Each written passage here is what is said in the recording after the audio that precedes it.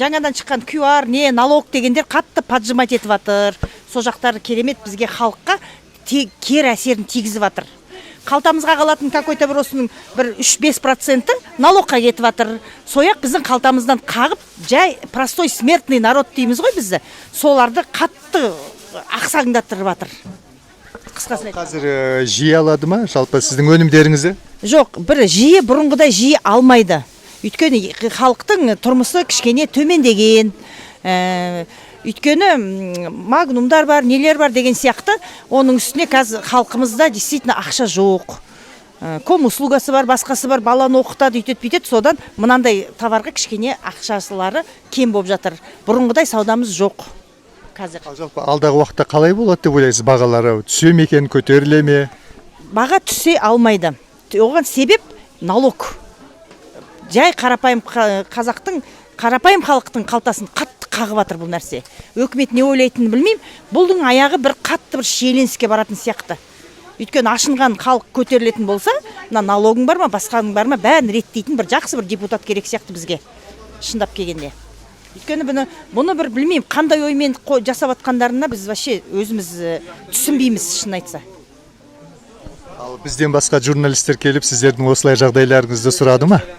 Жоқ, ешкімнің несі жоқ. Ешкім сұрап атқан жоқ. Ешкімнің интересі жоқ қарапайым халықта.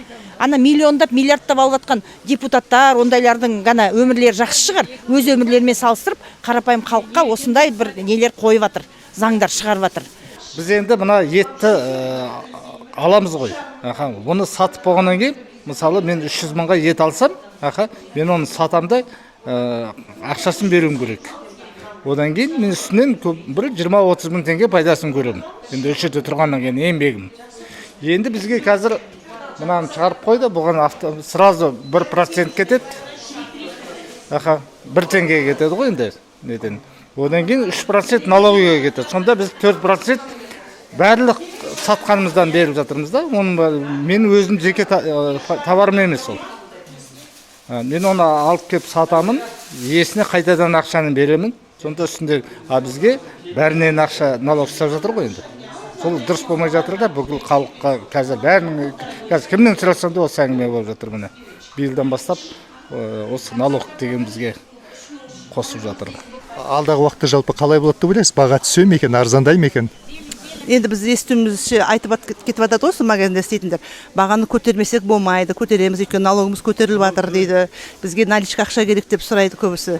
Оптовиктер мысалға. Наличка әкеліп беріңіздер ақша деп. Сауда жоқ онша. Бар.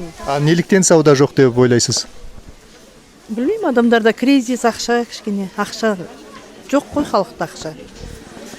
Күнделікті бұрында 5 килодан алатын болса, қазір 1 кило, 1,5 кило алады. Халықтың жағдайы өте төмендеп кеткен.